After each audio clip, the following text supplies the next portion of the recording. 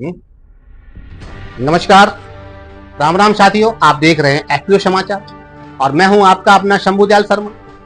आज हम बात करेंगे ऐसे विषय पर जो देश की आत्मा, भारत के किसान और देश की रीढ़ से जुड़ा हुआ है, यानी हमारी ग्रामीण अर्थव्यवस्था को लेकर बेहद जरूरी विषय है, जिसको आपको जानना बहुत जरूरी है। ये विश्लेषण सिर्फ भावनात्मक नहीं, डाटा और तथ्यों के आधार पर, और इस वीडियो को देखने के बाद आपकी सोच जरूर बदलेगी, आपका नजरिया जरूर बदलेगा, क्योंकि हम आपको दिखाएंगे वो सच जो बरसों से आपसे छिपाया जा रहा है। साथियों, अभी तक आपने अगर चैनल को सब्सक्राइब नहीं किया है तो जल्दी से सब्सक्राइब कर लीजिए, क्योंकि आज की जो खबर होने वाली है वो बेहद महत्वपूर्ण और आपके लिए बहुत ही जानकारी योग्य होने वाली है। सबसे पहले बात करते हैं भारत में भोजन और लेबर की लागत, जो एक आर्थिक युद्ध का केंद्र बन चुका है। साथियों, खबर को पूरा देखिए, क्योंकि इसके कुछ स्टेप ऐसे हैं जो हो सकता है आपको शुरुआत में समझ में नहीं आएंगे, लेकिन अगर आप पूरी खबर को देखेंगे तो निश्चित तौर पर आप हमारे विचार, हमारी भावना और हम आपको जो पहुंचाना चाहते हैं उसको आप निश्चित तौर पर समझेंगे, और ये आपके लिए, आपके जीवन के लिए, आपके परिवार के लिए बहुत ही लाभदायक होने वाला है। साथियों, भारत में आज एक वेज थाली की औसत बाजार की जो कीमत है वो सरकार के मुताबिक लगभग 30 से 35 रुपए की है। सरकार के मुताबिक लगभग घर में तैयार होने वाली एक थाली की कीमत मानी जाती है तो वो लगभग 2-3 सब्जियां, रोटी और अचार, सलाद वगैरह इस सबको जोड़ते हुए एक थाली की कीमत होती है, वो लगभग 30 से 35 रुपए के मध्य रखी गई। वहीं अगर हम इसको शहर के सामान्य होटल, ढाबे, रेस्टोरेंट की अपेक्षा अगर मैं बात करता हूं तो एक भरपेट भोजन करने वाली वेज थाली की जो कीमत होती है वो लगभग 70 रुपए से 80, 90, 100 रुपए तक भी हो सकती है। वहीं अगर मैं एक नॉनवेज थाली की बात करता हूं तो वो साथियों लगभग 150 से 200 रुपए तक हो सकती है, जो मैं होटल, रेस्टोरेंट और तमाम सारे ढाबे के अनुसार बता रहा हूं, और घर पे इसी की कीमत लगभग 50-60 रुपए की होती है।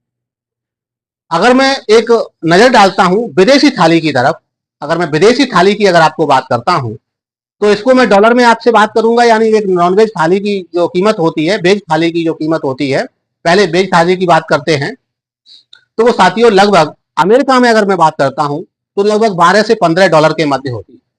12 से 15 डॉलर का मतलब होता है लगभग आपका 1000 रुपए से और 1500 रुपए। वहीं जर्मनी में अगर मैं बात करता हूं तो साथियों वहां की करेंसी के अनुसार लगभग 10 की होती है।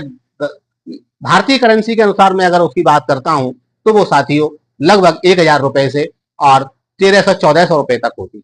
जापान की अगर मैं बात करता हूं तो वो साथियों भारतीय करेंसी के अनुसार लगभग 1200 रुपए से और 1500 रुपए के मध्य होती है। साथियों, अगर मैं इसका निष्कर्ष निकालता हूं तो भारत में जो खाने की लागत है वो बहुत कम है, वहीं विदेशों में जो खाने की लागत है वो साथियों बहुत अधिक है। यही कारण है कि भारत में खाना बहुत सस्ता है और विदेशों में बहुत महंगा है। इसका साथियों सीधा सीधा असर भारतीय किसानों के ऊपर पड़ता है। भारत में एक और चीज सस्ती है, वो है साथियों लेबर। ग्लोबल हब लेबर के बेस पर ही भारत अब बनता जा रहा है, क्योंकि किसान सबसे महंगा इसका नुकसान उठा रहा है। भारत में आज भी एक नॉर्मल मजदूर की जो कीमत है वो साथियों लगभग 300 रुपए से 400 रुपए प्रतिदिन की है। वहीं अगर मैं अमेरिका में बात करता हूं तो साथियों भारतीय रुपए में ये लगभग 8000 से 12000 रुपए प्रतिदिन की है। यूरोप के अगर मैं अन्य देशों की बात करता हूं तो वहां भी साथियों ये लगभग 7000 से और 9000 रुपए प्रतिदिन तक है। एक दिन की लेबर की बात कर रहा हूं, जो भारत में लगभग 300 रुपए से 400 रुपए मिल जाती है। अगर मैं चीन की बात करता हूं तो चीन में भी साथियों भारत की तुलना में लगभग 3 से 4 गुना अधिक कीमत है एक नॉर्मल लेबर की। यही कारण है कि भारत में उत्पादन की लागत भी कम है, और यही वजह है कि 2024 में भारत में एफडीआई भी बड़ी मात्रा में आया, यानी 71 बिलियन डॉलर, लगभग 5.9 लाख करोड़ रुपए, जिसमें सबसे अधिक निवेश हुआ इलेक्ट्रॉनिक्स क्षेत्र में, ऑटोमोबाइल क्षेत्र में, फार्मास्यूटिकल क्षेत्र में, और साथियों एग्री प्रोसेसिंग के जो बहुत सारी यूनिट बनी हुई हैं, बहुत सारे प्रोडक्ट एग्री प्रोडक्ट्स में आ रहे हैं, उनमें भी साथियों बहुत बड़ी मात्रा में एफडीआई आया। अब यहां से असल कहानी शुरू होती है जो हमारी थीम है, जो मैं आपको बताना चाहता हूं उसकी। तो साथियों, अब सवाल यह है, क्या इसका लाभ किसानों तक पहुंच रहा है? क्योंकि किसान का उत्पाद वही है, उसकी कीमत वही है, लेकिन बाजार में ब्रांडिंग के साथ वही चीज 10 गुना महंगा बिक रही है। अब साथियों, अगर आप मानते हैं कि भारत के किसान को उसका हक मिलना चाहिए, तो इस वीडियो को अभी शेयर करिए, हर किसान, हर युवा तक इस बात को पहुंचाइए, क्योंकि बदलाव तभी आएगा जब आवाज एकजुट होगी और आवाज उन सभी नीति नियंताओं तक पहुंचेगी जो साथियों इन सभी विषयों को मैनेज करते हैं, देखते हैं और इन पर नीतियां बनाते हैं। अब साथियों, मैं बात करता हूं जो एक सबसे बड़ा झूठ है जो किसानों के बीच में रखा गया है उस पर। तो साथियों, बहुत ही महत्वपूर्ण बात है। मैं एग्जाम्पल के लिए आपके लिए टमाटर की बात करता हूं, जो किसान को अभी कुछ दिन पहले तक मंडी में मिल रहा था, किसान से उसको किसान बेच रहे थे मंडी में, तो उसका भाव लगभग 8 से 10 रुपए प्रति किलो तक था। वही टमाटर अगर मॉल में जाकर बिकता है, अच्छी सी पैकिंग होकर बिकता है, थोड़ी लाइटिंग वाइटिंग की व्यवस्था करके अगर बिकता है, तो वही टमाटर साथियों 60 रुपए से और 70-80 रुपए किलो तक होता है। और वही टमाटर का जब सॉस बना दिया जाता है, उसका फॉर्मेट चेंज कर दिया जाता है, तो एक मात्र 200 ग्राम की बोतल और आप 60 से 80 रुपए, 100 रुपए में खरीदते हैं। तो ये किसान पर कितना गुना उसके बाद इसमें प्रोडक्शन की कॉस्ट होती है और कितना फिर वो बढ़ जाता है, ये आज का हमारा एक विचार है। आगे देखिए, बहुत जरूरी विचार है और तब आप पूरा समझेंगे जब पूरा वीडियो देखेंगे। तो ये है वो असली आर्थिक विसंगति जो किसान को मूल श्रृंखला से बाहर कर देती है। भारत में एफएमसीजी कंपनियों के मुनाफे लगातार बढ़ रहे हैं, लेकिन किसानों की जो इनकम है, किसानों की जो मजबूती है, वो साथियों कम हो रही है। उसी का कारण है कि किसानों की लगातार आत्महत्याएं भी बढ़ रही हैं और उसी दर में उनकी जो प्रोग्रेस होनी चाहिए वो साथियों बहुत अधिक नहीं बढ़ रही है। लगातार किसान गरीब होता चला जा रहा है। भारत में अगर मैं पिछले 10 वर्षों का, अगर 1.5 लाख से अधिक किसान आत्महत्या कर चुके हैं पिछले 10 वर्ष में, तो ये इसी का कारण है। तो क्या यही अमृत काल है? हमारा आज का ये सवाल है उन नीति नियंताओं से, जिस अमृत काल को लेकर के सरकार और तमाम सारे विभाग, तमाम सारे अपनी सफलताओं के ढोल पीटते हैं। तो क्या यही अमृत काल है? अगर मैं वैश्विक बाजार की तुलना करता हूं, किसान को आय और जीवन स्तर की मैं तुलना करता हूं, तो साथियों देश का किसान जो आज की जो औसत आय है वो भारत में बहुत कम। अगर मैं विदेशों की तुलना भारत से करता हूं, तो भारत में मात्र 10,800 रुपए महीने की इनकम होती है एक किसान की। वहीं अगर मैं अमेरिका में बात करता हूं, तो साथियों लगभग ये भारतीय रुपए में 4,20,000 से 4.5 लाख रुपए तक होती है। एक महीने की इनकम की बात कर रहा हूं। फ्रांस की अगर मैं बात करता हूं, तो वहां भी साथियों लगभग भारतीय रुपए में 3.5 लाख से 4 लाख रुपए तक होती है। ऑस्ट्रेलिया की अगर मैं बात करता हूं, तो वहां भी साथियों ये लगभग 3.5 लाख रुपए से 4 लाख रुपए तक मध्य होती है। लेकिन भारत में सब कुछ सस्ता है, इसीलिए किसान की आय कम है। अमेरिका और यूरोप में कृषि उत्पाद सरकारें सब्सिडी और मूल्य समर्थन के साथ साथ खरीदती हैं। सब्सिडी भी देती हैं, उसके बाद समर्थन मूल्य भी देती हैं और उसके बाद उचित रेट पर खरीदती हैं जिसमें उनको लाभ हो। और भारत में एमएसपी तो है किसानों को दिखाने के लिए, बहुत सारा इस पर किसानों के साथ मजाक भी होता है। बहुत सारी फसलें ऐसी हैं जिनकी लागत अगर 100 रुपए किलो की होती है, उनका एमएसपी दिखा दिया जाता है 10 रुपए, 20 रुपए। लेकिन सबसे बड़ा मजाक एक और है, वो साथियों ये है कि अगर मैं पिछले सालों की कुछ तुलना आपको करके बताता हूं, तो जो टोटल प्रोडक्शन है भारत के अंदर फसलों का, जिन पर एमएसपी घोषित है, वो साथियों मात्र 6-7% किसानों को ही खरीदा जाता है।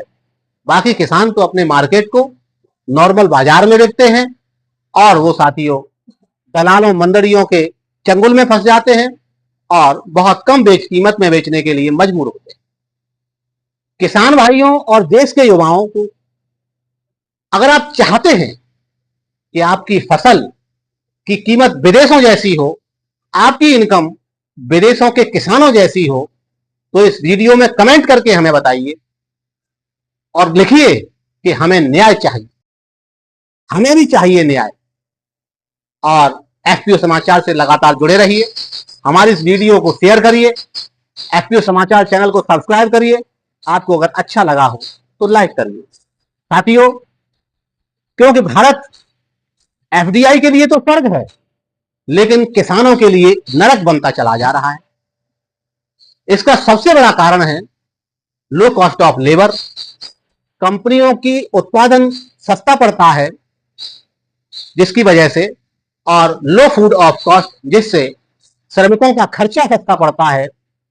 और यही दो प्रमुख चीजें होती हैं जो साथियों किसी भी मैन्युफैक्चरिंग यूनिट को स्थापित होने के लिए और उसको अच्छा बेनिफिट देने के लिए पर्याप्त होती है। और इसके बाद जब किसान गरीब है, मजदूर है, दूसरों की तरफ देखने के लिए लाचार है, तो जमीन के रेट भी सस्ते हैं और तमाम सारी फैक्ट्रियां, कंपनियां लगाने के लिए सरकार को और फैक्ट्री मालिकों को जमीन भी सस्ती मिल जाती है।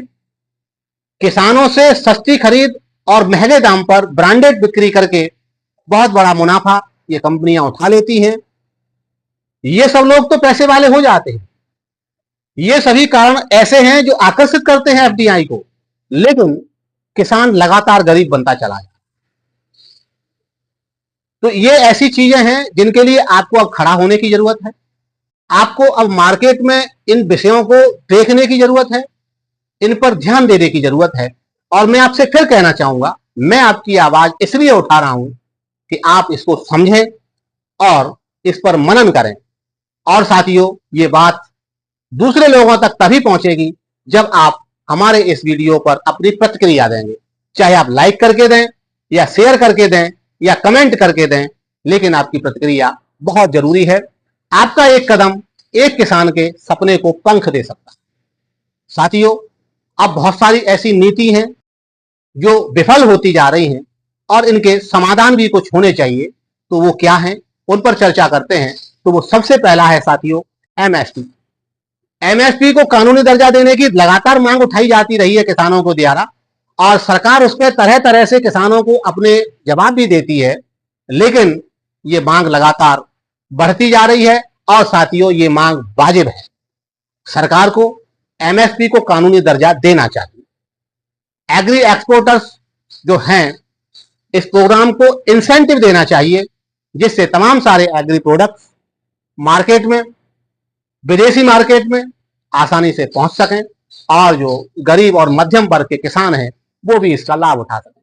किसानों की फसलों को सीधा ग्लोबल मार्केट से जोड़ने के लिए भी सरकार को प्रयास करने चाहिए और किसानों के स्तर पर ऐसे प्रोग्राम बनाने चाहिए जिससे किसान जागरूक हों और इन चीजों का लाभ उठाएं। स्थानीय किसान कंपनियों को एफडीआई की तरह बढ़ावा देना चाहिए।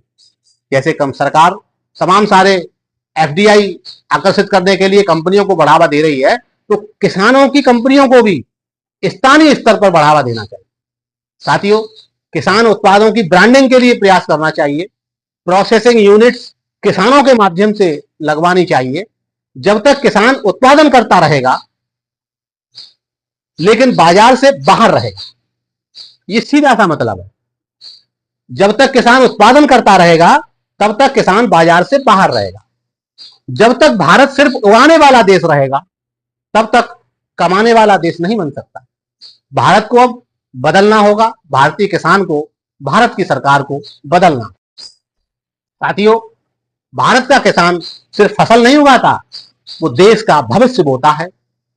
अगर उसकी मेहनत का मूल्य नहीं मिला तो वो भविष्य अंधकार में होगा, देश का भी और किसान का भी।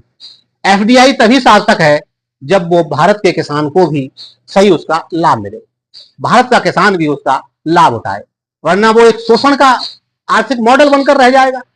और ये तत्कालीन स्थितियां अच्छी हैं। अगर मैं इसका एक लॉन्ग टर्म देखता हूं तो आगे आने वाले दिनों में अगर सरकार ने अच्छे कदम नहीं उठाए, किसान ऐसी कदम नहीं उठाए और सरकार का ध्यान तमाम सारी एफडीआई और तमाम सारी कंपनियों की स्थापना पर ही लगा रहा, तो साथियों लॉन्ग टर्म में इसके बड़े नुकसान देश को उठाने पड़ सकते हैं। आज जो हम देश को लगातार बढ़ती हुई अर्थव्यवस्था देख रहे हैं वो साथियों थम भी सकती है। तो इसके लिए सरकार को आगे आकर वो सारे प्रयास करने की जरूरत है जिससे देश का किसान संसार के अन्य देशों के किसान की तुलना में मजबूत हो सके, विकसित हो सके और उसको उसकी फसल का उचित मूल्य मिल सके। तो साथियों, मैं हूं आपका अपना शंभुदयाल शर्मा, आपका साथी, आपकी आवाज एफपीओ समाचार। फिर मिलेंगे किसी नए सच्चे विश्लेषण के साथ।